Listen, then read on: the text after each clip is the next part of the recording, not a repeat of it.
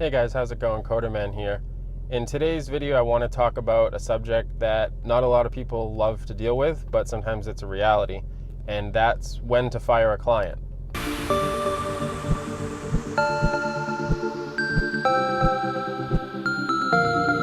So when I was starting out in freelancing and working with clients, I would do everything, and I continue to do everything to make sure that they're happy. But as I started to work longer and with more clients, I started to realize that my happiness is just important, or my company's happiness.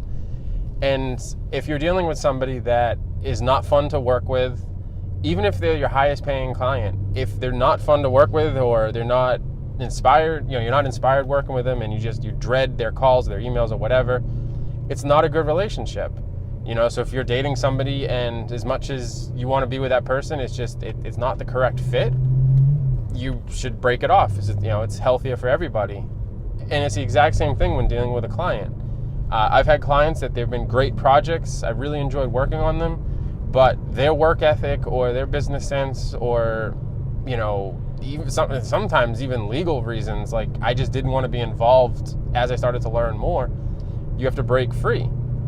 Now, those types of relationships are easier to break away from. The really difficult one, especially when you're starting out, is having a client that you make most of your money. So, let's say that you have one client that makes up 70% of your monthly income. It's really difficult to walk away from that, even if it's a horrible project, a horrible client, and you get stuck.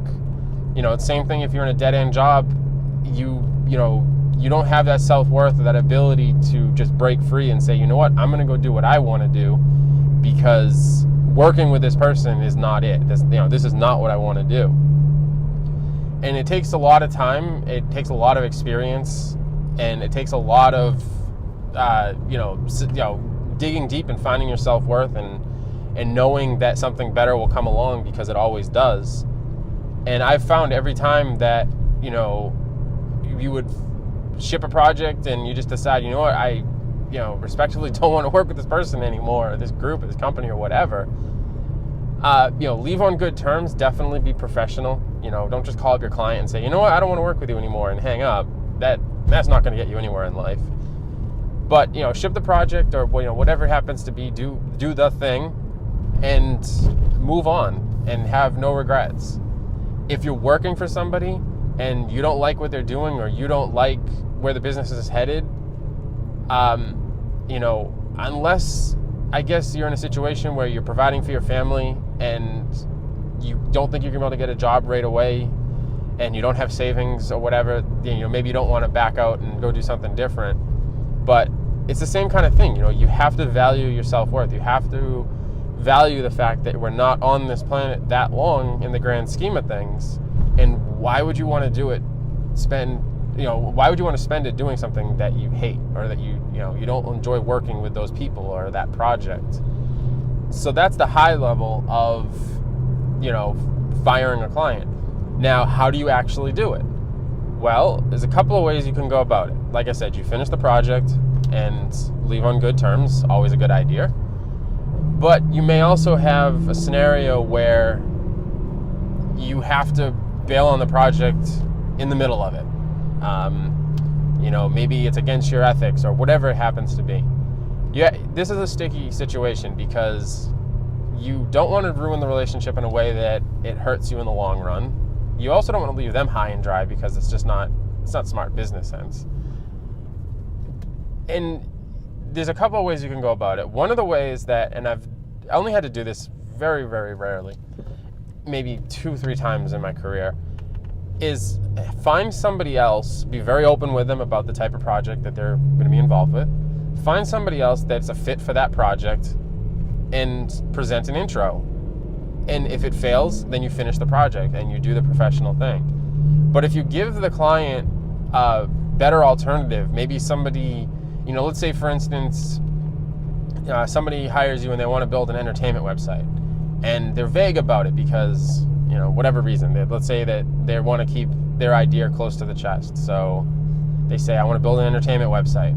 So you provide a rough quote on, here's the information that I know, here's how much it's going to cost. And you start to really dig down into the project brief, and they're like, oh, well, what actually I meant for entertainment website is it's an adult entertainment website, so it's a porn site. Maybe that's against your beliefs and you don't want to work on that.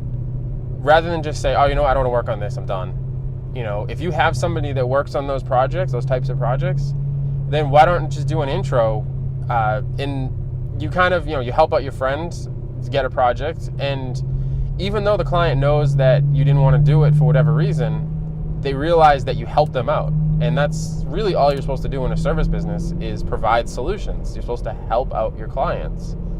So, even outside of not wanting to work with somebody, if somebody comes to us and asks for something that we don't do, like if they want video production, we don't do video production right now. I have a great guy that I'll throw that work to because he takes care of them the same way that we do. And we keep that relationship with that client. We continue to work with them on other projects, and the other guy works on the video project and potentially works with them on other projects.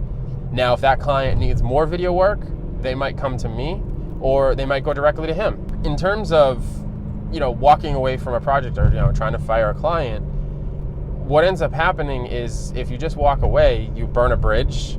Now, let's say that, for instance, that company that wanted an entertainment website, let's say that you find out later on down the road that the client of the client wanted an entertainment website, and now that client, who happens to be an agency, has a whole bunch of other projects that they want to send you away, but you handled the relationship poorly, so they're not going to reach out to you.